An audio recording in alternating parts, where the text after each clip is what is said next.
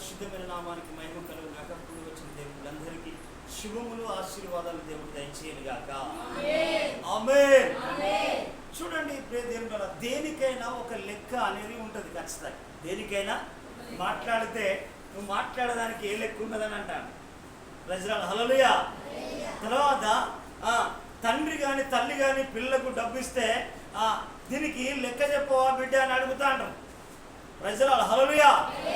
తర్వాత నీ కుటుంబానికి వెళితే అంటాడు, మా కుటుంబానికి ఒక లెక్క ఉన్నది పాస్టర్ గారు అంటాడు. దేనికైనా ఒక లెక్క ఉంటాడు. తర్వాత దేవుడు వాస్తవంగా ఇంకోటి ఏంటంటే, ఎవరైనా ఇచ్చి ఏంటంటే కొంత డబ్బు ఇచ్చి పాస్టర్ గారు ఈ మందిరానికి కొరకు ఫలానిది చేయండి, తర్వాత ఆ డబ్బులంతా నాకు లెక్క చెప్పండి, తగులుతే నేను ఇస్తాను అని అంటే నేను ఆయనకు చెప్పాలి. ఏం చెప్పాలి? నేను లెక్క చెప్పాలి. ప్రజల హల్లెలూయా. ప్రతి దానికి కూడా ఒక లెక్క అనేది ఉంటాంటది. ప్రతి దానికి కూడా లెక్క ఉంటాంటది. ఎందుకనంటే నన్ను ఒక వ్యక్తి మాట్లాడుతా అంటే నువ్వు ఏ లెక్క ప్రకారం నన్ను అడుగుతున్నావు అని అడుగుతాం. అయితే ప్రియదేవుని ద్వారా ప్రతి దానికి కూడా ఒక లెక్క అనేది చాలా సందర్భంగా ఉంటాంటది.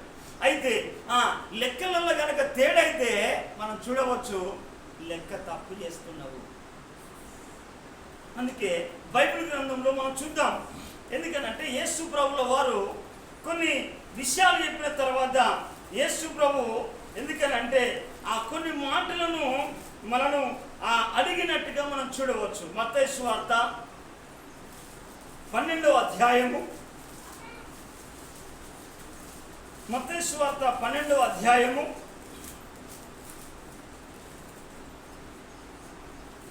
34 నుండి 37 వరకు మనం చదువుదామా? చూడండి, సర్ప సంతానమా, చదవాలమ్మా. మీరు చెడ్డవారై ఉండి ఎలాగూ మంచి మాటలు పలకగలరు? హృదయమందు నిండిన దాన్ని బట్టి నీ నోరు మాట్లాడును కదా. సజ్జనుడు తన మంచి ధననిధిలో నుండి సద్విషయమును తెచ్చుకొను, దుర్జనుడు తన చెడ్డ ధననిధిలో నుండి దుర్విషయములను తెచ్చును. నేను మీతో చెప్పున్నది ఏమనగా, మనుషులు పలుకు వ్యర్థమైన ప్రతి మాటను గురించి విమర్శ దినమందు లెక్క చెప్పవలసి ఉండును. ఏంటిదట? లెక్క చెప్పవలసి ఉండును. నీ మాటలను బట్టి నీతిమంతుడవని తీర్పు పొందుదు, నీ మాటలను బట్టి అపరాధి అని తీర్పు పొందుదు. చూడండి, ఏదైనా ప్రతిదానికి కూడా లెక్క అనేది ఉంటా అంటది. అయితే మన మాటలను బట్టే జరుగుతూ ఉంటాం. ప్రియదేవుని ద్వారా మనం చూడాలి, దేనికైనా ఒక లెక్క ఉంటా అంటది. అయితే మనము దేవునికి రేపటి దినమున దేవుడు అంటాడు, ప్రియ సేవకుడా, నేను నీకు ఒక సంఘాన్ని ఇచ్చాను, నీకు కొన్ని ఆత్మలను ఇచ్చావు. ఎందుకనంటే నువ్వు ఎందుకనంటే వాళ్ళను సంరక్షించగలుగుతున్నావు, వాక్యాన్ని బోధిస్తున్నావా, వాక్యాన్ని ఖండిస్తున్నావా, వారిని ఏం చేస్తానంటే ఈ ఆత్మలకు లెక్క నువ్వు చెప్పాలి అని అంటాడు దేవుడు. ప్రజలు హల్లెలూయా. దీని విషయమై నువ్వు లెక్క నువ్వు చెప్పాలి అని దేవుడు అడుగుతా ఉంటాడు. తర్వాత దేవుడు అంటాడు, అన్నా నీకు పిల్లలు ఇచ్చాను, కొడుకు అంటే కొడుకునిచ్చాను, కూతురు అంటే కూతురిచ్చాను. తర్వాత నీ భర్త విషయంలో కూడా నీకు రక్షణ ఇచ్చాను కనుక వారి లెక్క నువ్వు చెప్పాలి. వారి లెక్క నువ్వు చెప్పాలి. వాళ్ళు ఎలాంటి క్రమశిక్షణలో వాళ్ళు నడుస్తూ ఉన్నారు, వాళ్ళ నడవడిక ఎలా నడుస్తూ ఉన్నారో ఏం చేయాలంటే దాని గురించి చెప్పాలి. దేనికంటే దేనికైనా లెక్క అనేది చేస్తూ ఉంటాడు. అయితే దేవుడు కూడా లెక్క చూసినప్పుడు, లేకుంటే తీర్పు తీర్చినప్పుడు నీ మాటలు, నీ జీవితము, నీ నడవడిక ఎలా ఉన్నది మనం గమనించాలమ్మా. అందరు కిందికే పోతా ఉన్నారు. హల్లెలూయా. ఎందుకనంటే చాలా మందికి ఆ భాష ఈ భాష అట్లా ఉంటాడు. అందుకే మనము రేపటి దినంన దేవునికి దేవుడు ఒక నీతి కలిగిన న్యాయాధిపతి కనుక రేపటి దినంన ఆ న్యాయాధిపతి అనే దేవుడు వచ్చినప్పుడు లెక్క చెప్పాలి. ఈ బైబిల్లో చూడండి మాట. ఎందుకనంటే ఈ మాట రేపటి దినమున దేవుడు ప్రత్యక్షమైనప్పుడు దేవుడు నిన్ను కానీ నన్ను కానీ నీ కుటుంబాన్ని గురించి కానీ నా కుటుంబాన్ని గురించి కూడా అడుగుతూ ఉంటాడు. చూడండి 2వ కొరింథీయులకు రాసిన పత్రిక 10వ అధ్యాయము 5వ అధ్యాయము 2వ కొరింథీయులకు రాసిన పత్రిక 5వ అధ్యాయము 10వ వచనం. ఎందుకనగా తాను జరిగించిన క్రియల చొప్పున అవి మంచివైనా సరే చెడ్డవైనా సరే దేహముతో జరిగించిన వాటి ఫలమును ప్రతి వాడును పొందినట్లు మనమందరము క్రీస్తు న్యాయపీఠం ఎదుట ప్రత్యక్షము కావాలి. ఇదే క్రీస్తు న్యాయపీఠం. ఇక్కడ క్రీస్తు నిలుస్తుంటే అక్కడ క్యూ కట్టాలి. ఇక్కడ దేవదూతలు వస్తూ ఉంటారు. రేపు గ్రంథం పట్టుకొని ఇక్కడ చెప్పుతా అంటే దేవుడు అడుగుతా అంటాడు. హల్లెలూయా. ఎందుకనంటే క్రీస్తు న్యాయపీఠం ఎదుట మనమందరం కూడా సమకూర్చబడాలి. తల్లిగా నీ బాధ్యత ఎంత? తండ్రిగా నీ బాధ్యత ఎంత? కుమారుడిగా నువ్వు నీ బాధ్యత ఎంత? ఎందుకనంటే నీ పిల్లల పట్ల ఎంత బాధ్యత కలిగి ఉన్నావు, ఎంత భారం కలిగి ఉన్నావు, ఎంత శ్రమ తీసుకుంటున్నావు, ఎంత రిస్క్ తీసుకుంటా ఉన్నావు, వాళ్ళని ఎలా నడిపించగలుగుతున్నావు, దైవికమైన క్రమంలో ఎలా నడుస్తా ఉన్నావో అని దేవుడు అడుగుతాడు. నువ్వు అనుకుంటున్నావు కావచ్చు, నన్ను అడిగేవాళ్ళు లేరు, కడిగేవాళ్ళు లేరు. కొంతమందికి అట్లా ఉంటాడు, అడిగేవాళ్ళు లేరు, కడిగేవాళ్ళు లేరు. ఎందుకనంటే స్థిరత్వము లేదు కదా. ఈ వారం ఇక్కడైతే ఇంకో వారం అక్కడ, పండుగ అక్కడ, లేకుంటే అదొక్కటి అక్కడ. ఎందుకనంటే ఈనాటి క్రైస్తవ సమాజం అలా అలవాటు అయిపోయింది. ఎందుకనంటే స్థిరపడితేనే నువ్వు బలపడతావు, బలపడితేనే ధైర్యపడతాండు, ధైర్యపడతాంటేనే ఆనందపడతాండు, ఆనందపడతాంటేనే ఆశీర్వాదం పొందుతాండు, ఆశీర్వాదం పొందుతాంటేనే అభిషేకం పొందుతాడు, అభిషేకం పొందుతాంటేనే అన్ని విధాలుగా ఆశీర్వదించబడతాడు. హల్లెలూయా. ఎందుకనంటే దేవుడు రేపు రాకడ దినంలో వస్తూ ఉంటాడు. అయితే దేవుడు అడుగుతూ ఉంటాడు. ఒక వ్యక్తిని అడిగాడు, లోకమంతా చెడుతా అంటే, లోకమంతా పతనమైపోతా ఉంటే, లోకమంతా దేవుని సన్నిధి బహు భయంకరమైన ఆ చెడ్డదిగా ఉంటా అంటే దేవుడు అన్నాడు, అరే బిడ్డ, నా కుమారుడా, నేను చెప్పినట్టుగా నువ్వు చెప్పు. నేను చెప్పినట్టుగా నువ్వు చేయాలి. నీవు, నీ కుటుంబం, నీ పిల్లలు అంతా కూడా నేను నడిపించినట్టుగా నేను చెప్పినట్టుగా నువ్వు చేయాలి. హల్లెలూయా.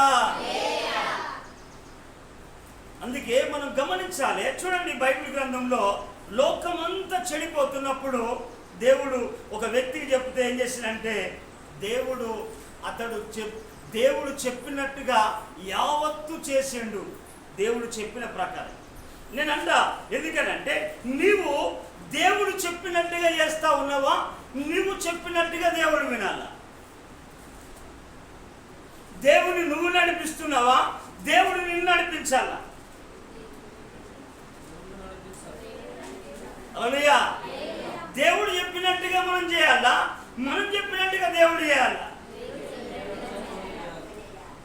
హల్లెలూయా.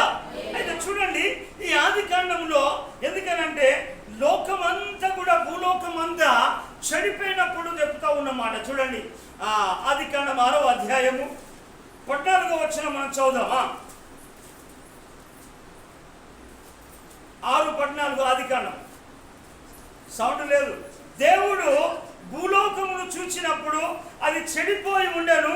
భూమి మీద సమస్య శరీరులు తమ మార్గములను చెరుపు వేసుకొని ఉండిరి. ఏంటిదాట? నాడు కూడా సమాజము కూడా ఎలాంటి స్థితిలో ఉన్నదంటే, చెడిపోయిన స్థితిలో, పడిపోయిన స్థితిలో, పతనమైన స్థితిలో, తర్వాత దేవునికి వ్యతిరేకంగా జీవిస్తున్నట్టుగా లోకాన్ని మనం చూడవచ్చు. హల్లెలూయా. మనము లోకాన్ని మనం చూడవచ్చు. అయితే నీవు ఈ చెడిపోయిన లోకములో నువ్వు జీవిస్తున్న నీవు లోకముతో అంటగడతావా, దేవునితో అంటగడ్డబడతావా? హల్లెలూయా. దేవుడు ఎందుకనంటే చాలా మంది మన పాస్టర్ గారు చెప్పాడు అక్కడ, ఎందుకనంటే తర్వాత దేవుణ్ణి విడవడు, తర్వాత లోకాన్ని విడవరు, లోక కార్యాలు విడవరు, దేవుణ్ణి విడవరు. ఎందుకనంటే అదే ఇదే రెండు పడవల ప్రయాణం ఎటు చెల్లుతుంది? చెప్పాలా హల్లెలూయా. రెండు పడవల ప్రయాణము నీ కుటుంబానికి ప్రమాదం, నీ ఆత్మీయ జీవితానికి ప్రమాదం. నువ్వు ఎందుకనంటే ఆ ప్రమాదము ఎప్పుడైనా నీ దరిదాపుల్లోనికి రాకూడదు. హల్లెలూయా. అయితే చూడండి, ఎందుకనంటే దాన్ని బట్టి చూసి, ఎందుకంటే లోకమంతా చెడిపోయినప్పుడు, అమ్మ దయచేసి ఇటే చూడాలి, చదువు అన్నప్పుడు నువ్వు అటు చూడాలి.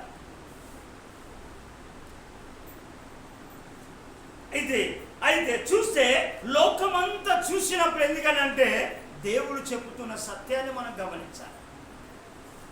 అయితే ఈనాడు సర్వ సమాజం అంతా ఏమైపోయిందంటే, అందుకే ఇదంతా చెడిపోయినప్పుడు అన్నాడు దేవుడు ఏమన్నాడంటే, ఇక్కడ మాట్లాడుతూ ఉంటాడు చూడండి.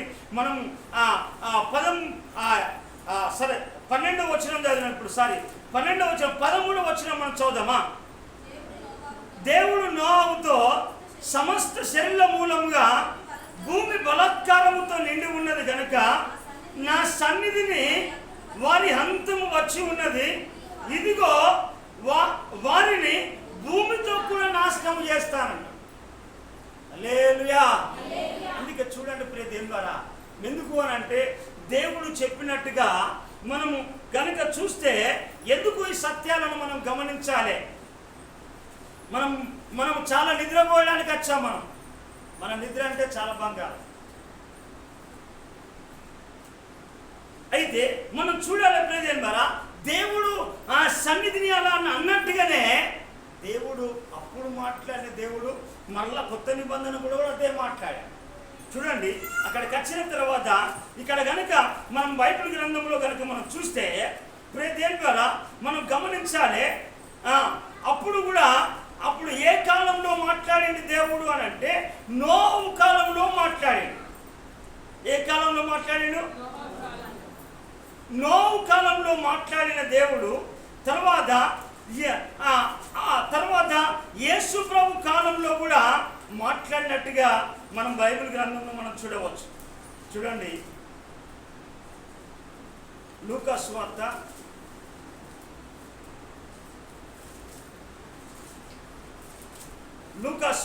17వ అధ్యాయము చూడాలమ్మా. 17వ అధ్యాయము 27వ వచనం, 17-27 చూడండి. నోవహు ఓడలోకి వెళ్ళిన దినం వరకు జనులు తినుచు త్రాగుచు పెళ్ళాడుచు పెళ్లి కీయబడుచు ఉండిరి. అంతలో జల ప్రళయం వచ్చేసి వాళ్ళందరినీ నాశనం చేసేది. చదవాలి కంటిన్యూషన్. లోతు దినములలో జరిగినట్టుగా జరుగును. జనులు తినుచు త్రాక్కొనుచు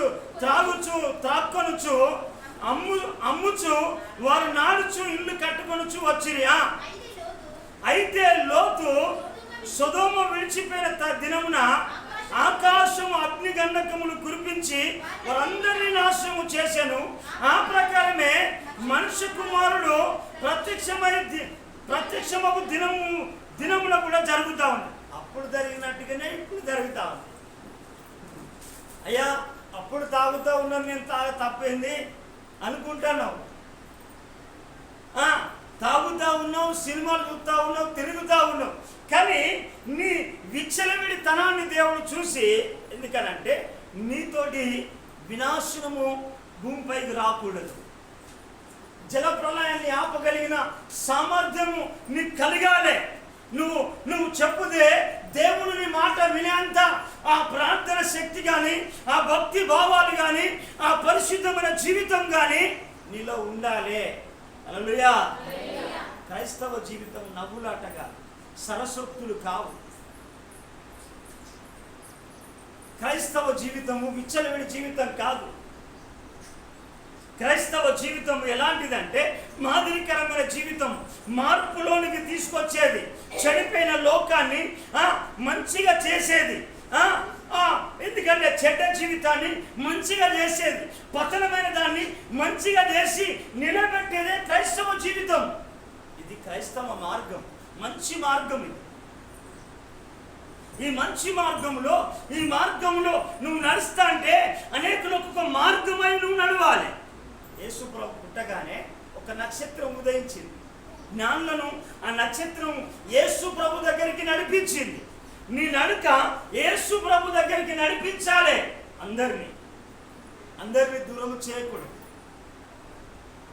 అందుకే మనం కనుక చూస్తే ప్రియదేవుని ద్వారా ఇక్కడ ఏం చేసిందంటే నా అంతం వచ్చి ఉన్నదని మాట్లాడితే అక్కడ ఆది కాండంలో కనుక మనం 6వ అధ్యాయంలో కనుక చూస్తే 6వ అధ్యాయము చివరి వచనం మనం చదువుదామా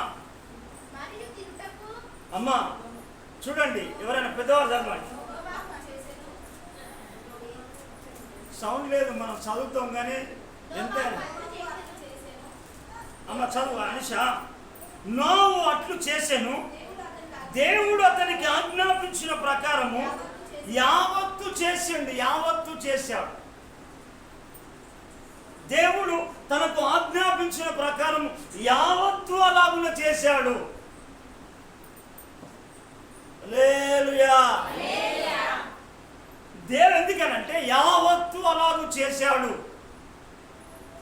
మరి ఇంకొకసారి మనం చూద్దామా? అదే 7వ అధ్యాయము 5వ వచనమా? తనకు యెహోవా ఆజ్ఞాపించిన ప్రకారము నోవు యావత్తు అలాగు చేశాను. ఎందుకు? మన మాట గమనించాలి. నువ్వేం చేస్తున్నావు? దేవుడు చెప్పినట్టుగా చేస్తున్నావా? విచ్చలవిడిగా తిరుగుతున్నావా? ఎందుకనంటే నువ్వు ఊర్లు తిరిగితే నీ పిల్లలు దేశాలు తిరుగుతావు.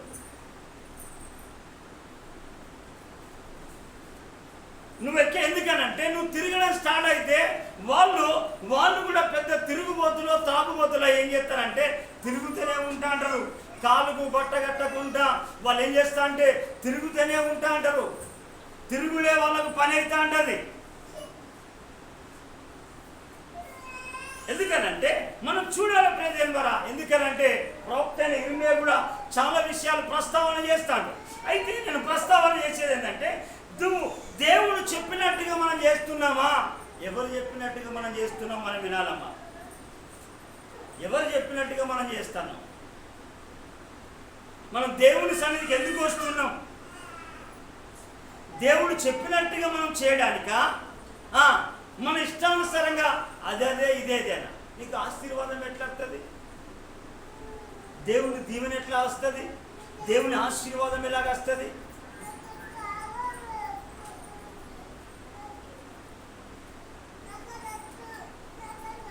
చాలా మంది నైట్ ప్రేయర్ చేసి వచ్చినట్టు అనిపిస్తాను.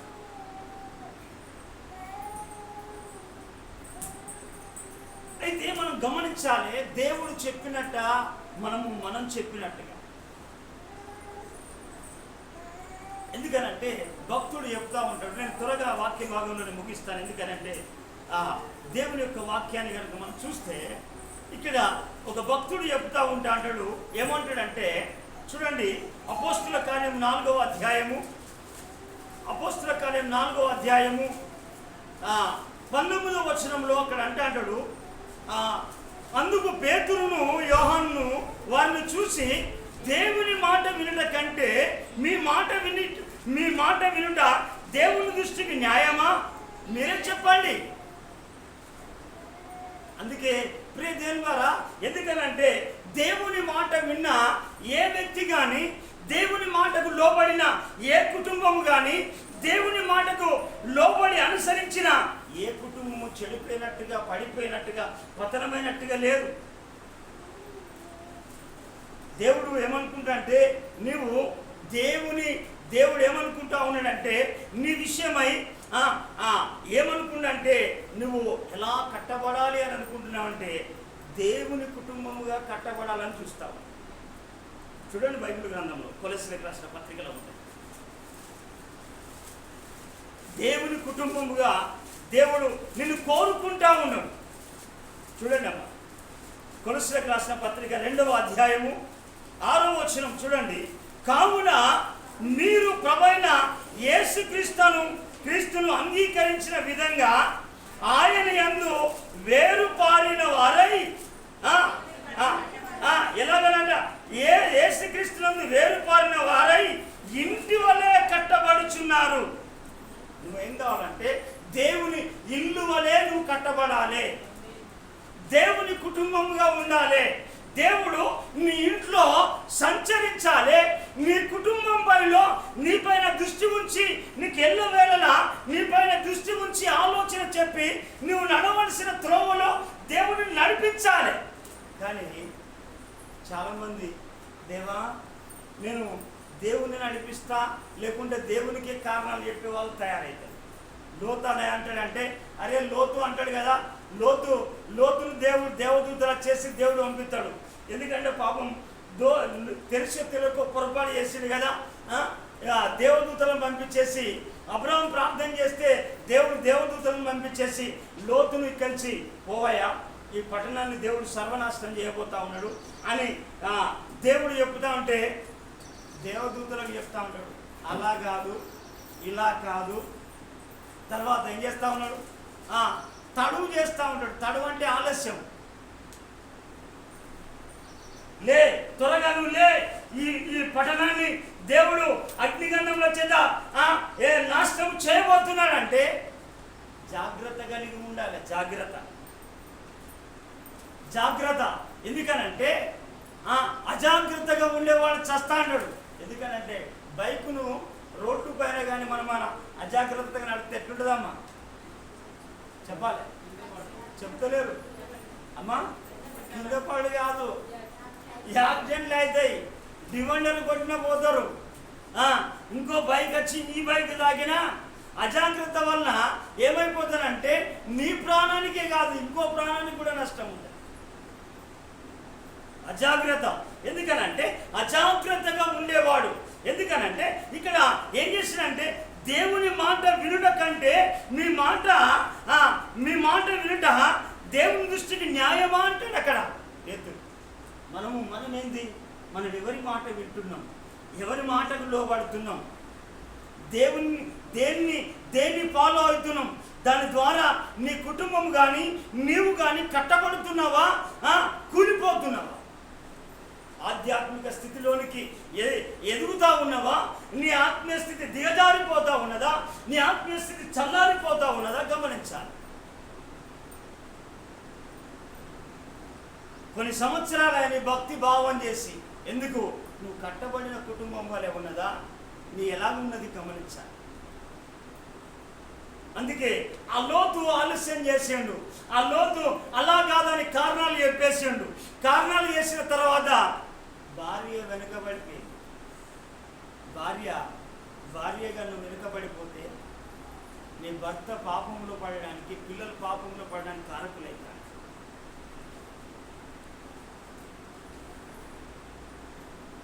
అందుకే ఇక్కడ దేవుని యొక్క లేఖన భాగం సెలవిస్తూ ఉంటుంది. ఇంకొక మాట పెడతా చూడండి ప్రయత్నం.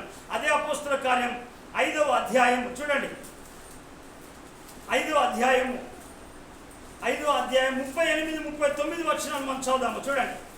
కాబట్టి నేను మీతో చెప్పినది ఏమనగా ఈ మనుషుల జోలికి పోక వారిని విడిచిపెట్టండి. ఈ ఆలోచన అయినను ఈ కార్యమైనను మనుషుల వల్ల కలిగిందా వ్యర్థమవుతుంది. అందుకే చాలా మంది మనుషుల మాట వింటారు కానీ దేవుని మాట వినరు. మనుషుల మాటలు వింటారు కానీ దేవుని మాటలు వినరు. దేవుని మాట కొరకు ఎందుకనంటే కొంత అవమానం భరించిన, కొంత నిందలు భరించిన, కొన్ని శ్రమలు సహించిన, ఎంత కొన్ని బాధలు పడ్డా కానీ నువ్వేం చదువుతా అంటే నీ కుటుంబం ద్వారా నీ కుటుంబం కట్టబడుతుంది. నీ కుటుంబం కట్టబడతారు.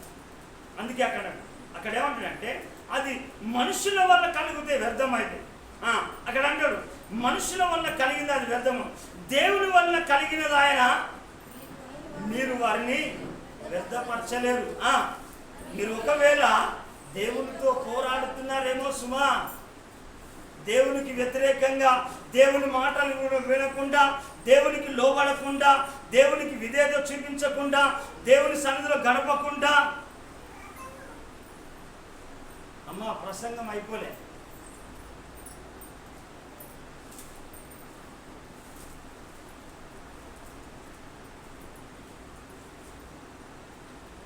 అందుకే మనం బైబిల్లో మనం ఇక్కడ రావాలి.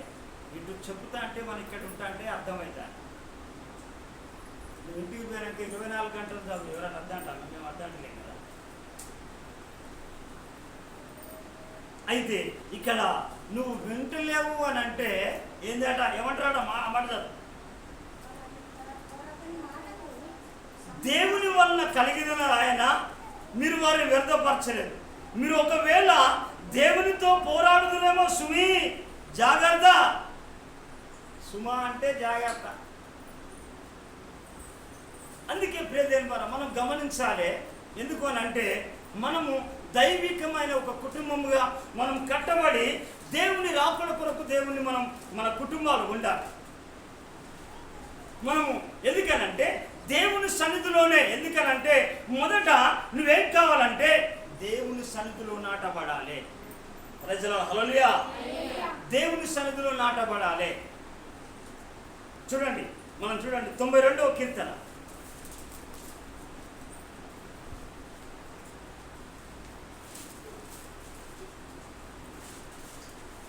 92వ కీర్తన 13వ వచనం. యెహోవా మందిరములో నాటబడిన వారై వారు మన దేవుని ఆవరణములో వర్ధిల్లుదురు. ఎందుకనంటే నువ్వేం కావాలంటే నాటబడాలి. హల్లెలూయా. ఎందుకనంటే నిన్ను నాటాలి. ఎందుకనంటే నువ్వు నాటబడితేనే ఎన్ని పరిస్థితులు వచ్చినా కదలలేవు. నువ్వు నాటబడకపోతే కదులుతా అంటారు, మనుషులు కదిలిస్తా ఉంటాయి, పరిస్థితులు కదిలిస్తా ఉంటాయి, రోగం కదిలిస్తా ఉంటాయి, కుటుంబ సమస్యలు కదిలిస్తా ఉంటాయి, భక్తిహీనులు కదిలిస్తా అంటారు. కానీ నువ్వేం కావాలంటే సరిగ్గా నాటబడితే కదలలేవు. ఎందుకనంటే నాటబడిన వారమై, దేవుని మందిరంలో నాటబడిన వారమైతేనే వర్ధిల్లుతారు. అయితే మనం బైబిల్లో మంచి మాట చెప్తాం. ఎందుకనంటే చూడండి, ఎందుకనంటే దేవుడు ఒక తల్లి కానీ తండ్రి కానీ మన కుటుంబంలో బాధ్యతగా మన జీవితాలు ఉండాలి. ఎందుకనంటే నాటబడాలి. చాలామంది నాటబడరు కాబట్టిగా వాళ్ళు ఏం చేస్తారంటే భూమిలో చెట్టు సరిగ్గా నాటబడితేనే ఏర్లు కిందితో ఏంటంటే తన్నుతా ఉంటుంది. అక్కడ ఆ ఏర్లు తండ్రి ఏం చేస్తారంటే భూమిలో నుంచి ఏం చేస్తారంటే నీరును సప్లై చేసుకుంటా ఉంటుంది చెట్టు. అయితే మనం కూడా దేవుల్లో నాటబడినప్పుడు, దేవుల్లో బలంగా నాటబడినప్పుడే దేవుని నుంచి ఆ జీవవాక్యాలు మనం ఏం చేస్తామంటే ఆస్వాదిస్తూ ఉంటాము. మనకు ఏం చేస్తానంటే బలము కలుగుతా. అయితే చాలామంది మనం కనుక చూస్తే నాటబడినట్టుగా ఉండరు. ఎందుకనంటే నాటబడినట్టుగా ఉండరు. ఎందుకనంటే నాటబడకపోతే అది ఎప్పుడు కూడా కాపు కాయదు, క్రమం ఉండదు, తర్వాత దానికి విధేయత ఉండదు, దానికి లోబడే తత్వం ఉండదు. నాటబడినప్పుడు ఏం చేస్తాడంటే తోటమాలి ఎత్తా అంటాడు, క్రాస్ అయిన కొమ్మను కడిగేస్తాడు.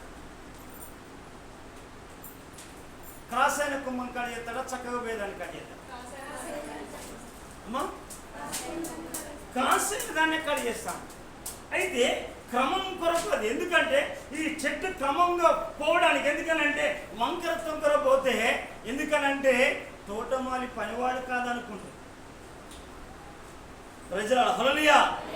అందుకే ప్రియదేవుని ద్వారా మనం గమనిస్తే, ఎందుకనంటే మనము దేవునిలో, ఎందుకంటే తల్లిగా తండ్రిగా మనం ఏం కావాలంటే బాధ్యత కలిగి మనం జీవించాలి. అజాగ్రత్తగా మనం ఉండకూడదు, తర్వాత సోమరులుగా ఉండకూడదు, నిర్లక్ష్యపరులుగా మనం ఉండకూడదు, సోమరులుగా ఉండకూడదు, నిర్లక్ష్యపరులుగా ఉండకూడదు. అజాగ్రత్త కలిగి ఉండకూడదు, అనాలోచనతో ఉండకూడదు, అవిధేయత కలిగి ఉండకూడదు, దేవుని మాట వినకుండా ఉండకూడదు. ఎందుకు? వ్యర్థులైపోతాం. అయితే బైబిల్లో ఒక భక్తుడు ఉన్నాడు.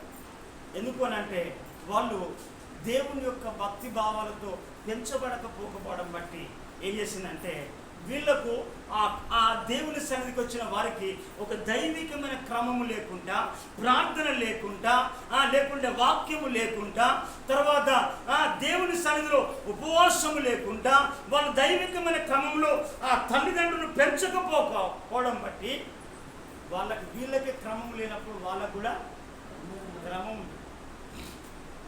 ప్రతిదీ కూడా దేవుడు ఏమంటాడంటే ఇక్కడ అంటాడు, చెప్తా ఉంటాడు, ప్రతిదీ కూడా క్రమంగా జరగాలి అంటాడు. నేను గతంలో చెప్పినట్టుంటా ఏంటంటే ఏదైనా కానీ క్రమంగా ఏది కూడా క్రమంగా జరగాలని చెప్పేసి దేవుని యొక్క లేఖన భాగాలు సెలవిస్తూ ఉంటాడు చాలామంది. ఎందుకనంటే దైవికమైన క్రమం నుంచి ఏం చేస్తుందంటే లోపలక వాళ్ళ జీవితాలు ఎలాగైపోయినాయి అనుకో మనం చూడవచ్చు. చూడండి అమ్మ బైబిల్లో గ్రంథంలో చూడండి. మొదటి కొరింథీయులకు రాసిన పత్రిక 14వ అధ్యాయము 40వ వచనంలో చూడండి. 14:40వ వచనంలో చూడండి. సమస్తమును ఏమంటాడు అక్కడ? మర్యాదగాను క్రమముగాను జరగనివ్వాలి. ఎందుకనంటే మర్యాదగా క్రమముగా ఏం చేయాలి? జరగనివ్వాలి. అందుకంటే నీ భక్తి దైవికంగా మనం ఎదిగినప్పుడు, ప్రార్థనలో ఎదిగినప్పుడు, నీకు దైవ భయం కలిగినప్పుడు దేవుడు ఏం చేస్తాడంటే నీ ద్వారా కుటుంబాన్ని కడతా అంటాడు. హల్లెలూయా. నీ ద్వారా కుటుంబాన్ని కడతా ఉంటాడు. అయితే నేటి విధానంలో ఏం చేస్తారంటే వీళ్ళు కట్టబడకపోవడం బట్టి కుటుంబాలు కట్టబడట్లేదు.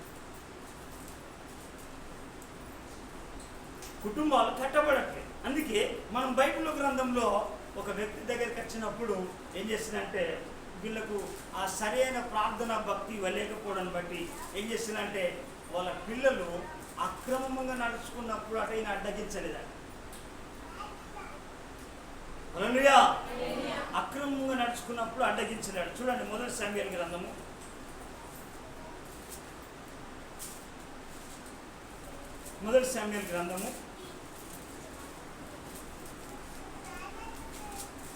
3వ అధ్యాయం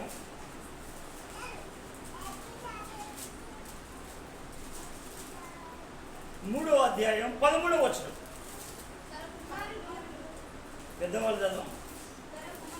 తన కుమారులు తమను తాము శాపగ్రస్తులుగా చేసుకొనిచున్నారని తాను ఎరిగియో వారిని అడ్డగించలేదు. చూడండి, మనం గమనించాలి ప్రేదేం ద్వారా. మనం కనుక గమనిస్తే ప్రేదేం ద్వారా మనం కనుక చూస్తే ఇక్కడ ఏంది? నీకే ఒక దైవికమైన క్రమము లేదు. నీకే ఒక వాక్యము చదవడం రాదు, ప్రార్థన రాదు.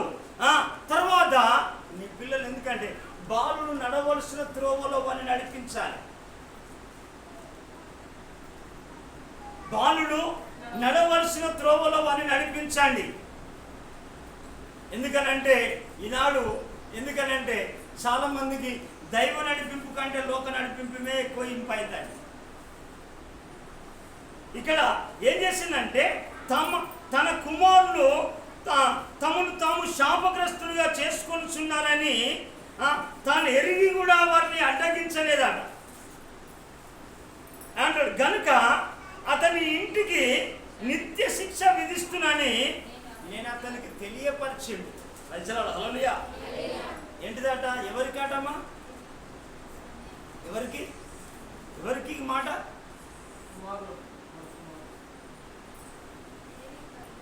అక్కడ మాట్లాడేది ఏంటంటే తన కుమారులు తమను తాము శాపగ్రస్తులుగా చేసుకొనిచున్నారని తాను ఎరిగి కూడా వారిని అడ్డగించలే. అయితే గనుక అతని ఇంటికి నిత్య శిక్ష విధిస్తా అంటాడు. ఎవరు అనంటే ఏ కుటుంబం అయితే ఎరిగి పిల్లలను శాపగ్రస్తులుగా లోకానుసారంగా జీవిస్తున్నారో, విచ్చలవిడిగా తిరుగుతున్నారో, వారిని అడ్డగించకపోతే వారికి శిక్ష ఏలికి అప్పుడు జరిగేది.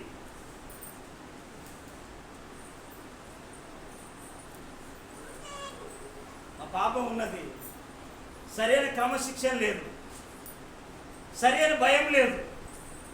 ఆమె చేస్తా అంటే ఇష్టానుసారంగా ప్రవర్తిస్తాను అనుకో, మేము అడ్డు చెప్పలేదు అనుకో, ఎవరికత్త శిక్ష చెప్పమ్మా? ఎవరికి వస్తుంది అమ్మా? మాకు వస్తుంది. మేము అడ్డగించలేదు. గట్లా కాదు, క్రమంగా నువ్వు నడువు, క్రమంగా జీవించు, క్రమంగా బ్రతుకు, క్రమంగా ప్రార్థన చేయి, దేవుడు నడిపించినట్టుగా నడువు అని మనం అడ్డగించాలి. మనమేంలే చిన్నపిల్ల కదా, పెద్ద పిల్ల కదా, ఈ పిల్ల కదా, ఆ పిల్ల కానీ. ఎందుకనంటే రేపు జరిగేది మనకే వస్తుంది పనిష్మెంట్.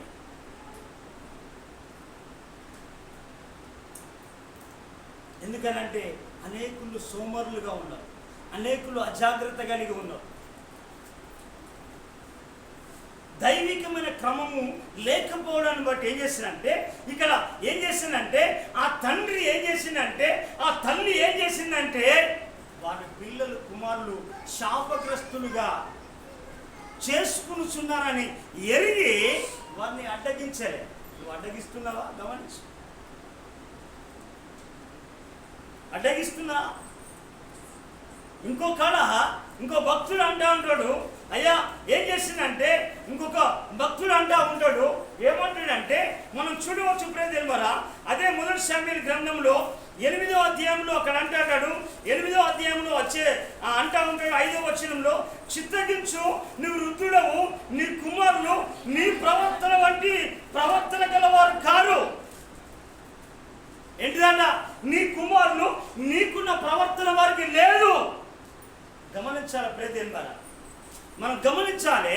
మనము తల్లి గారి బాధ్యత ఎంత, తండ్రి గారి బాధ్యత ఎంత. నువ్వు ఎలాంటి నడవడిక నువ్వు నడుస్తా ఉన్నావు, నీ బాటే నీ పిల్లకు పడుతుంది. నువ్వు ఏ మార్గంలో నడుస్తావో ఆ మార్గమే నీకు ఎదురవుతుంది. ఏది పునాది వేసుకుంటావో ఆ పునాది మీదనే పిల్లలు కట్టబడతా అన్నాడు. ఏ పునాది వేసుకుంటావో ఆ పునాదే పడతా అంటది. ఎందుకు అనంటే, ఈనాడు ఏం చేస్తుందంటే అనేకులు క్రైస్తవ సమాజం ఏమైపోతుందంటే, నిర్లక్ష్యం, సోమర్తనం, అజాగ్రత్త, అవిధేయత, అనాలోచన. తర్వాత దేవుడు తెలియదని కాదు, దేవుడు తెలుసు, తెలిసి కూడా అజాగ్రత్త. తర్వాత ఏమంటావు, అయ్యా మా కుమారుడు, అయ్యా వీడు ముండోడైందయ్యా, తిరుగుపోతాడైందయ్యా, తిట్టుపోతాడైందయ్యా, తాగుపోతాడైందయ్యా, తిండిపోతాడైందయ్యా, నిద్రపోతాడైందయ్యా అని ఊరు పెద్దలను పిలిపించి పంచాయతీ పెట్టిస్తా అంటావు. హల్లెలూయా. మనం ముఖము ఉన్నప్పుడు వంచము. అడుగునానా, మనం మందిరానికి వెళ్ళాలి, మనం దేవుని పిల్లం. దేవుడు సమూయేలులాగా నిన్ను ఆశీర్వదించాలయ్యా, యోసేపులాగా అయ్యా కుమారులను ఫలించాలి. అయ్యా కుమార్తె నువ్వు ఎస్తేరు వల్ల ఎదగాలి. అయ్యా నా కుమార్తె ఒక దెబోరాల వలె ఉండాలి. నా కుమార్తె ఒక జ్ఞానం కలిగిన కుమార్తెగా ఉండాలి. నా కుమారుడు ఒక ఫలభరితంగా అనేకులకు ఆశీర్వాదకరంగా సమూయేలులాగా, సమూయేలు దేవుని సన్నిధిలో మనుషుల దయను దేవుని దయను అతను వర్ధిల్లుతా ఉన్నాడు. నా పిల్లలు వర్ధిల్లాలి. కోడికున్న జ్ఞానం మనిషికి లేదు. కోడి తన పిల్లల్ని పిలుచుకుంటా అంటది ఎప్పటికీ. కానీ మనిషికి ఏంటంటే సోమరితనం. ఆ సోమరి వల్ల జరిగే కార్యాలు ఏంటిది చూడండి. అక్కడ సోమరి వల్ల జరిగే కార్యాలు ఏంటి? సామెతల గ్రంథంలో చూడండి. సామెతల గ్రంథం 6వ అధ్యాయం 10-11. ఇంకా కొంచెం నిద్రించదనని, కొంచెం కునికదనని, కొంచెం చేతులు ముడుచుకొని పరుండదనని నువ్వు అనుచుందువా? అందుచేత దోపిడిగాడు వచ్చినట్లు దారిద్ర్యము నీ యొద్దకు వచ్చును, ఆయుధదారుడు వచ్చినట్లు లేమిని యొద్దకు వచ్చును. మనం ఎందుకనంటే తినదంతా అరగదా నిద్రపోవాలి. ఎందుకనంటే కొంత ఎలుతైనా ఉంచుకోం కదా, తినడం కొరకే బ్రతుకుతా అంటారు కొంతమంది. ఎందుకనంటే ఆ పౌలు గారు అంటా ఉంటాడు, ఎందుకనంటే పౌలు గారు చెప్పే మాట ఏమంటే వారు కలిపే వారికి దేవుడా. అయితే దానివల్ల వచ్చే నష్టం ఏంటంటే దోపిడిగాడు వచ్చినట్టుగా దరిద్రం వస్తా అంటది, ఆయుధదారులు వచ్చినట్టుగా లేమి వస్తా అంటాడు. ఎందుకనంటే దేవుని లేఖనం సెలవిస్తా ఉన్నది ఏందట, దేవుని లేఖనం లేమికి భయపడి అట నిద్రను విడువు, లేమికి భయపడి నిద్రను విడవాలి, ఆసక్తి కలిగి నీ పని చేసుకో. ఎందుకనంటే ఆకలి కాక ముందుకు నువ్వు అన్నం తినకు, ఆకలి కాక ముందుకు నీ పిల్లకి ఆహారం పెట్టకు, ఆకలి అయిన తర్వాతనే నువ్వు అన్నం తిను, ఆకలి అయిన తర్వాతనే అమ్మ ఆకలి అవుతుందంటేనే ఆహారం పెట్టు, వాళ్ళకి తెలుస్తుంది. నేను చెప్పాను మా పాపకు, ఎందుకనంటే నీ శ్రమ నీ పిల్లలకు తెలియాలి. ఇప్పుడు మా పాప ఉన్నది ఇక్కడ ఎండకు దోమలు, మా తండ్రి ఎంత సుఖంగా ఉంటా ఉన్నాడు, మా తల్లి ఎంత క్షేమంగా ఉంటుందో మా పాప తెలుసుకో ఉంటాను. హల్లెలూయా. అందుకే అక్కడ తాము శాపగ్రస్తులుగా చేసుకుంటున్నారని కూడా ఆయన అడ్డగించాలి. ఇంకొక మాట చూపెడతా, ఎందుకనంటే ఇక్కడ లేమి రావడానికి కారణం ఏంటంటే తల్లిదండ్రులు సోమరితనము, తల్లిదండ్రుల అవిధేయత, తర్వాత తల్లిదండ్రుల అజాగ్రత్త, తల్లిదండ్రుల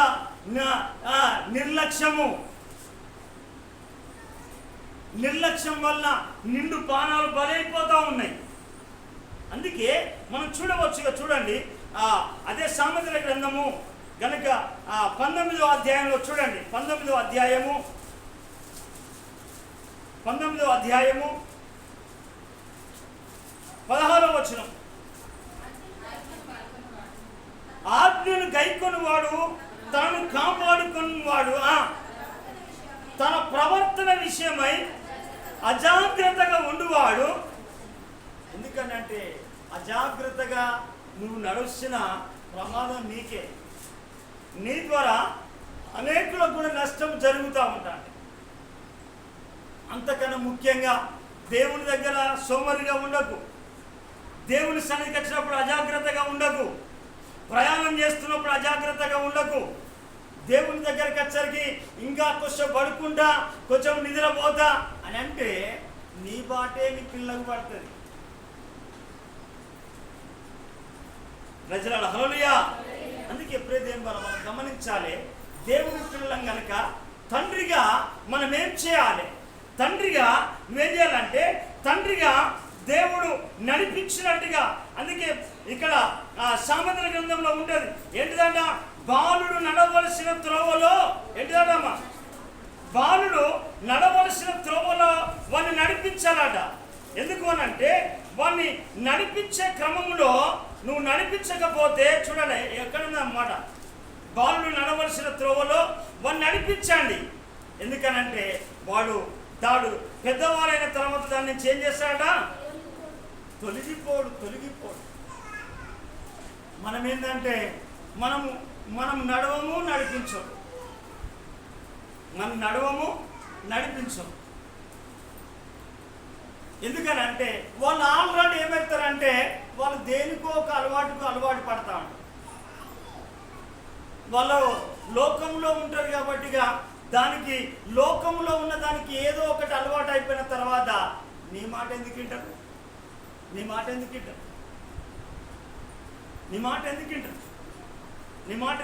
చూడండి, త్వరగా మనం వాక్య భాగంలోకి వెళ్దాం. ద్వితీయోపదేశ కాండంలో ఒక మాట చూపెడతాను. ద్వితీయోపదేశ కాండము 21వ అధ్యాయము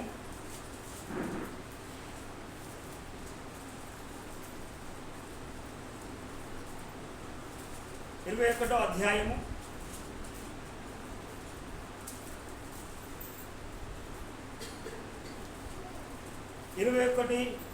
18 నుండి మనం చదువుకున్నాం. 18 నుండి, ఒకని కుమారుడు మొండివాడై తిరుగుబడి తండ్రి మాట గాని తల్లి మాట గాని వినక ఉండి వారు అతన్ని శిక్షించిన తర్వాతయు అతడు వారికి విధేయుడు కాకపోయిన ఎడల అతని తల్లిదండ్రులు అతన్ని పట్టుకొని ఊరి గమని యొద్ద కూర్చున్న పెద్దల యొద్దకు అతన్ని తీసుకొని వచ్చి. అమ్మ గమనించండి, తల్లివా తండ్రివా గమనించండి. నువ్వు నడిపించకపోతే అక్కడ ఏమవుతాడు? ఎందుకనంటే ఏమవుతాడు అక్కడ? వాడు మొండివాడై తిరగబడి. నీ పిల్లలు తిరగబడతారు. ఎందుకు అని అంటే నడిపిస్తలేవు కదా. మంచిగా టీవీ పెట్టి కూర్చుని పెట్టేస్తుంది అమ్మ. టీవీ పెడతా అంటది, చూడు బిడ్డ మంచిగా చూడు అంత అంటే అదేదో ఆట పెడతాడు. తర్వాత వేరే ఆట వస్తుంది అంటే ఆ ఆటకు అలవాటు అవుతాడు. తర్వాత అక్కడ మళ్ళా ఆ దాంట్లో వేరే అత్త అంటది. ఏంటిది? హీరో హీరోయిన్ ప్రేమించుకునేది పడతా అంటది. ఈమె వేరే లవ్లో పడుతుంది.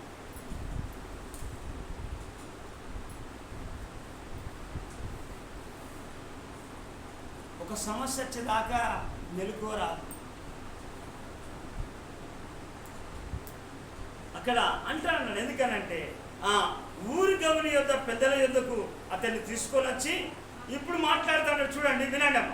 మా కుమారుడైన వీడు మొండివాడై తిరగబడి ఉన్నాడు.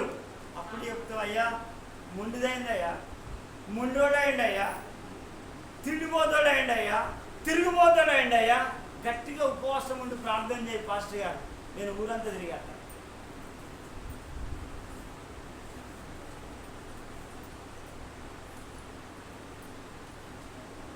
గమనించాలే, తల్లిగా బాధ్యత, తండ్రిగా నీ బాధ్యత. తండ్రిగా నీ పిల్లలకి ఎంత బాధ్యత కలిగి జీవిస్తున్నావు, ఎంత భారం కలిగి జీవిస్తున్నావు. తల్లిగా నీ పిల్ల కొరకు ఎంత ప్రార్థన చేస్తున్నావు, ఎంత అంగలారుస్తా ఉన్నావు. ముసలమ్మ ముచ్చట అంటే చెవు కొరుక్కుంటాడు. కల్లి ఉల్లి కబుర్లు అంటే మంచిగా, ఎందుకనంటే ఎంతసేపు అయినా వింటావు, కానీ దేవుని మాట వినడానికి ఇష్టపడవు. అందుకే అయ్యా మొండోడైండయ్యా, మొండివాడై తిరుగుబడి ఉన్నాడు, మా మాట వినక తిండిపోతును త్రాగుపోతును అని అయ్యనని ఊరి పెద్దలతో చెప్పవాలని. చూడండి, గమనించండి. రేపు ఎప్పుడు చెప్తామంటే ఇప్పుడు నడిపియవు. సండే స్కూల్ ఎందుకంటావు? సండే స్కూల్ వద్దు, సండే స్కూల్కి వద్దు. కానీ ఇట్లా ఇంకా పండుకొని ఇంకా పాపం నిద్రపోవాలి. అందుకే మనము దైవికమైన క్రమంలో మనం పెంచాలి.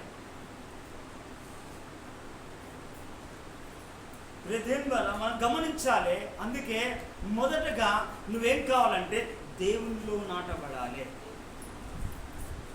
దేవునిలో నాటబడాలి. రెండో మాట చూడండి, మనం బైబిల్ గ్రంథంలో మనం చూడవచ్చు. యోబు గ్రంథము చూడండి, యోబు గ్రంథము 1వ అధ్యాయము. నువ్వు తల్లిగా తండ్రిగా బాధ్యత. 1వ అధ్యాయము యోబు గ్రంథం 1వ అధ్యాయము 5వ వచనం. వారి విందు దినములు పూర్తి కాగా యోబు తన కుమారులు పాపము చేసి తమ హృదయంలో దేవుణ్ణి దూషించిరేమో అని వారిని పిలువనంపించి వారిని పవిత్రపరిచి అరుణోదయంలో లేచి వారిలో ఒక్కొక్కరి నిమిత్తమై దహన బలి అర్పించుచు వచ్చెను. యోబు నిత్యము అలాగు చేయుచు నేను చప్పట్లు కొట్టి ప్రభుని కనుక. ఏంటిది దహన బలి అంటే? ఏంటిది దహన బలి అంటే? ఏంటిదమ్మా చెప్పాలి. ఏంటిది? ఎప్పుడు చేస్తా ఉన్నాయని? అరుణోదయం అంటే వేకోజామున చేస్తా ఉన్నాడు. సోమరిగా అయ్యా నేను అదే చలి పెడతానని చెద్దరు కప్పుకొని నువ్వు అనుకుంటే వాడు 7 గంటలుగా 9 గంటల దాకా పడుకుంటాడు. అరుణోదయముననే లేచి, తల్లి గాని బాధ్యత అది, తల్లి గాని బాధ్యత, తండ్రి గాని బాధ్యత, సేవకుని గాని బాధ్యత, సేవకురాలి గాని బాధ్యత.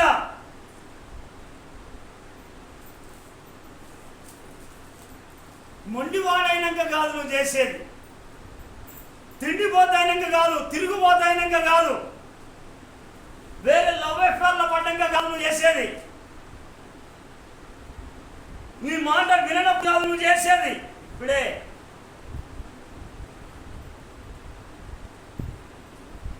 నీ పిల్లలు నువ్వు ఎక్కడుంటావో తర్వాత నువ్వు అక్కడే ఉండాలి.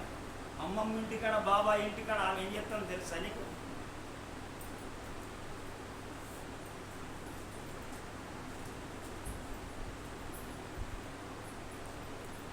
హల్లెలూయా.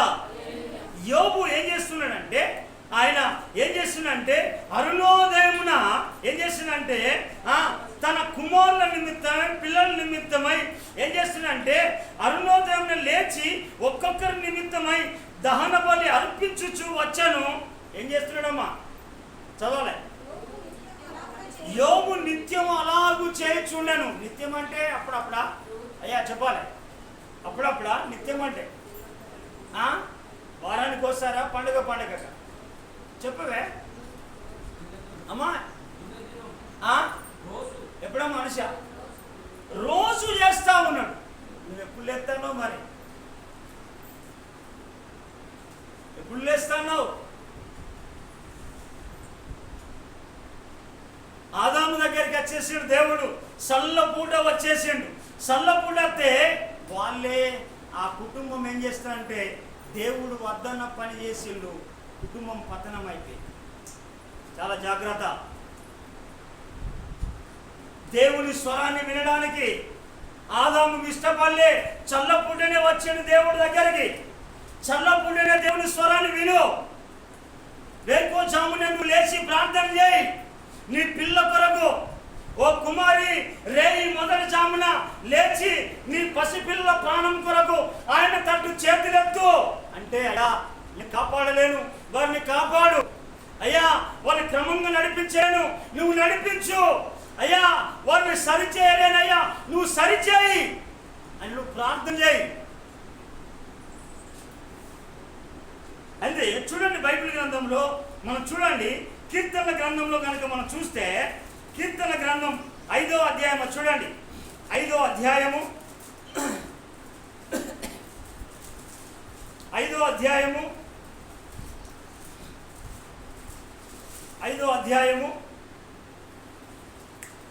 5వ అధ్యాయం మొదటి వచనమా, మొదటి 2 వచనాలా? ఒక్కరు చదవండి అమ్మా.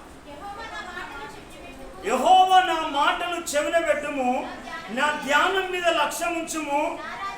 నా రాజా, నా దేవా, నా ఆత్మతోని ఆలకించుము. నిన్నే ప్రార్థిస్తున్నాను.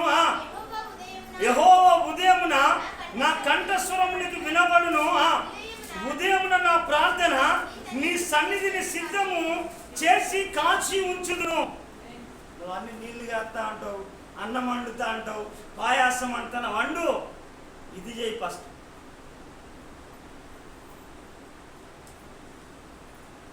తిరిగి నిద్రపోతులు చేయకు, తిండిపోతులు చేయకు, చేతిలో కళ్ళు విడిచిపెట్టి తిరుగుబోతులు చేయకు. అయితే అక్కడ ఏమంటున్నాడు? దేవా, నా రాజా, నా దేవా, నా ఆత్మదాన్ని ఆలకించుము. నేను నిన్నే ప్రార్థిస్తున్నా, నిన్నే ప్రార్థన చేస్తున్నా. ఏంటిదాట? యెహోవా ఉదయమున నా కంఠస్వరం వినబడునుగాక. నువ్వు దేవునికి నీ స్వరాన్ని వినిపించు. నువ్వే ఏడాదిదాకా లేవు. నువ్వు ఎక్కువ జమ్ములకి రా, మందిరానికి రా. అప్పుడు మందిరం లేదు. నువ్వు రా, వచ్చేసి అంగలార్చి ఏడ్చు నీ పిల్ల కొరకు, భవిష్యత్తు కొరకు.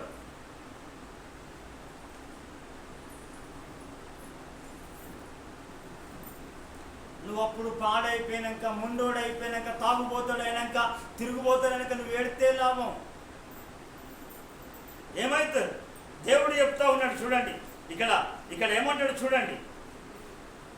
ఇక్కడ బైబిల్ గ్రంథంలో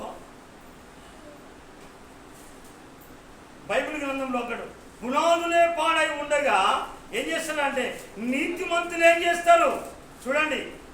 కీర్తన గ్రంథం 11వ అధ్యాయం 3వ వచనం. పునాదులు పాడైపోగా నీతిమంతులు ఏం చేస్తారు, పరిశుద్ధులు ఏం చేస్తారు? పాడైనాక పట్టుకోకు కాళ్ళు, మంచిగున్నప్పుడే దేవుని కాళ్ళు పట్టుకో. ఆదాంతో మాట్లాడడానికి వస్తే సల్లబుడత్తే ఆదాం వేరే స్వరం విన్నాడు, ఆదాం భార్య వేరే స్వరం విన్నది, అపవాది స్వరం విన్నది. తర్వాత చేయొద్దన్న పనులు చేసిండు, కుటుంబం పతమైపోయింది. అదే మార్గంలో లోతు నడిచిండు, లోతు కుటుంబం పాడైపోయింది. అందుకే ప్రియదేవుని ద్వారా మనం గమనించాలి. అందుకే మనం బైబిల్ గ్రంథంలో కనుక ఎందుకనంటే మొదటగా మనం నాటపడాలి. రెండవది ఏంటంటే వేకువ జామునే లేచి నువ్వు ప్రార్థన చేయాలి. ఎవరి కొరకు? నీ పిల్లల కొరకు, నీ కుటుంబం కొరకు నువ్వు ప్రార్థన చేయాలి. నేను ప్రార్థన చేస్తేనే పచ్చి తాగుపోతాడు ప్రభు మార్చి. ఈనాడ తల్లికి తండ్రికి ప్రార్థన లేదు. ఏం ప్రార్థన అంటే గుట్టిగానే పండుగ పోయి వస్తా అంటారు. గుడికి పోతా అంటే కాలక్షేపం, ఆదివారం కదా అట్లా కాలక్షేపానికి పోతాను.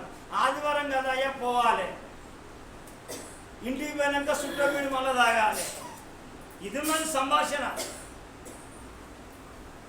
అందుకే ఇక్కడ మనం బైబిల్ గ్రంథంలో కనుక మనం చూద్దాం. ఇక్కడ చూడండి, ఆ సామెతల గ్రంథము 31వ అధ్యాయము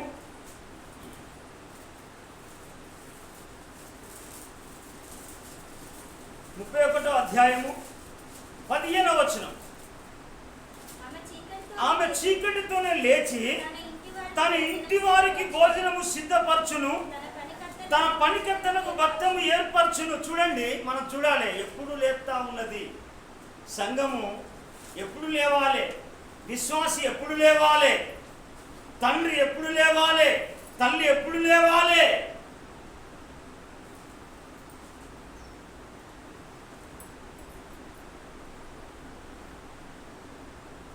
మనం అన్ని కథ అయిపోయాక చాలామంది అదైతాను. నేను ఇంకొక విషయాన్ని చెప్తాను. ఎందుకనంటే బైబిల్లో హన్నా ఉన్నది. అన్న ఏలి కుమారులు అక్కడ వాళ్ళు దుర్మార్గులై ఉన్నప్పుడు కూడా ఏం చేసిందంటే ఈమె ప్రార్థన ఏం చేసిందంటే హన్నా ప్రార్థన సమూయేలును పాపములో పడిపోకుండా కాపాడింది,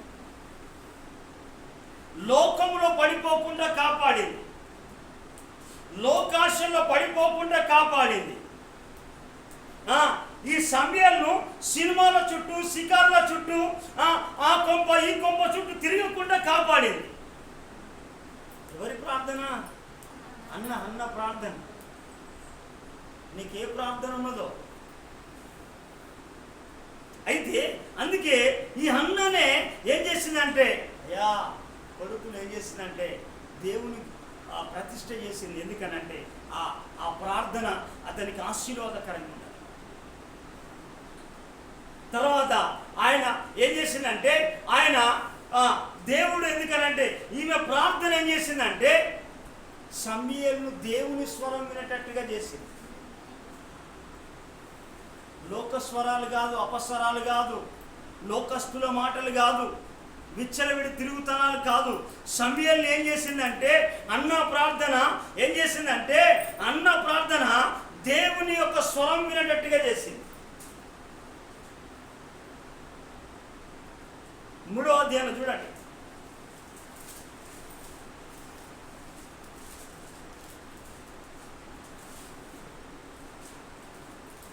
మొదటి సమూయేలు గ్రంథం 3వ అధ్యాయము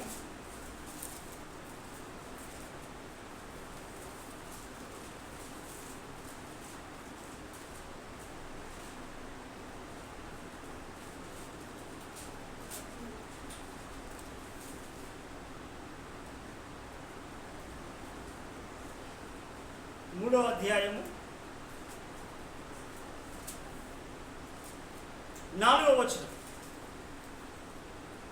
యెహోవా సమూయేలును పిలిచెను, అతడు చిత్తమండి నేను ఉన్నానని చెప్పాడు. ఎందుకనంటే చూడండి, ఎందుకనంటే సమూయేలు దేవుని మాట నీ పిల్లల హృదయంలోని కర్త అంటే వారిని ఏం చేస్తారంటే వాళ్ళని ప్రయోజకులుగా మారుస్తారు.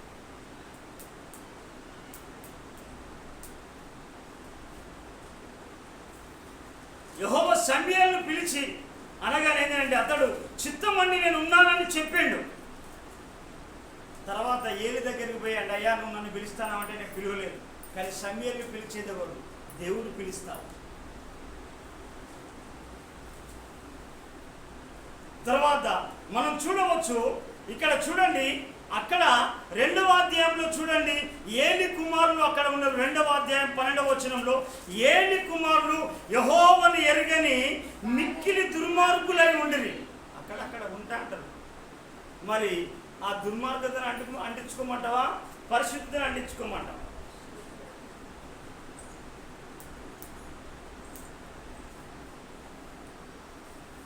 అందుకే ప్రియదేవుని వల్ల మనం గమనించాలి. అయితే ఆయన సమూయేలు ఏం చేస్తున్నాడంటే దేవుని మాట విన్నాడు. తర్వాత మనం కనుక అదే 3వ అధ్యాయము 19వ వచనంలో కనుక చూస్తే ఇక్కడ చూడండి, సమూయేలు పెద్దవాడు కాగా యెహోవా అతనికి తోడై ఉండి అతని మాటల్లో కూడా తప్పిపోలే. చప్పలు కొట్టి ప్రభువుని కనపడ. ఆ ప్రార్థన అంత శక్తివంతమైంది. ఆ ప్రార్థన అంత శక్తివంతమైంది, అంత బలమైన ప్రార్థన. అందుకే సమూయేలు జీవితాన్ని మనం కనుక మనం